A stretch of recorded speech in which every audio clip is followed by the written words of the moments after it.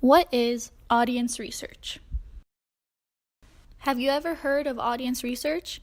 Neither have I, at least not before I took Dr. Strangelove's class on audience research. And to be completely honest, I still don't think I fully grasped the concept of it, but here's my go at it. For one, audience research is the study of experiences. Now this could be your own experiences, whether that's at school, at work, in a coffee shop, wherever. Or it could be the experience of others. Audience research is also the study of people. People of any race, sex, age, ethnic background, culture, you name it. Any one of those features that are unique to every individual can contribute to audience research. Audience research can be qualitative or quantitative. Qualitative audience research would focus on things like words and meanings, while quantitative audience research focuses more on numbers and data. Audience research involves field sites and the use of field notes. Field sites can be any network of space, people, or objects, and involves the collaboration between the researcher and the research process. Field notes map social relationships. They are taken on the basis of what we see, hear, touch, feel, and smell. Audience research is also a coding process.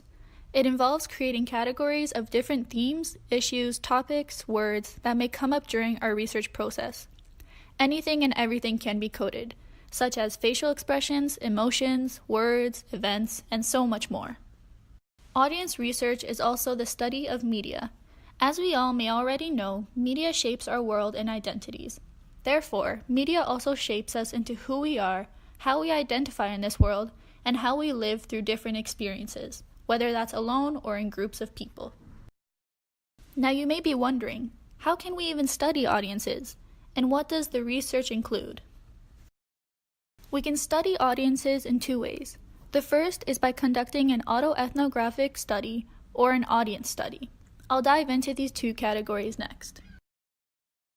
So what are we supposed to include in an autoethnographic audience research study? First, start by determining what audience you wish to study, whether that be yourself or others. Then select a field site. At the field site, take field notes of what you see, hear, feel, touch, or smell. Finally, visually document your experience by taking pictures. Now, how do we conduct an audience study? You first have to determine an audience phenomenon. Then, you determine your research question or hypothesis. You continue on with a literature review to see what others have said about the phenomenon you're studying.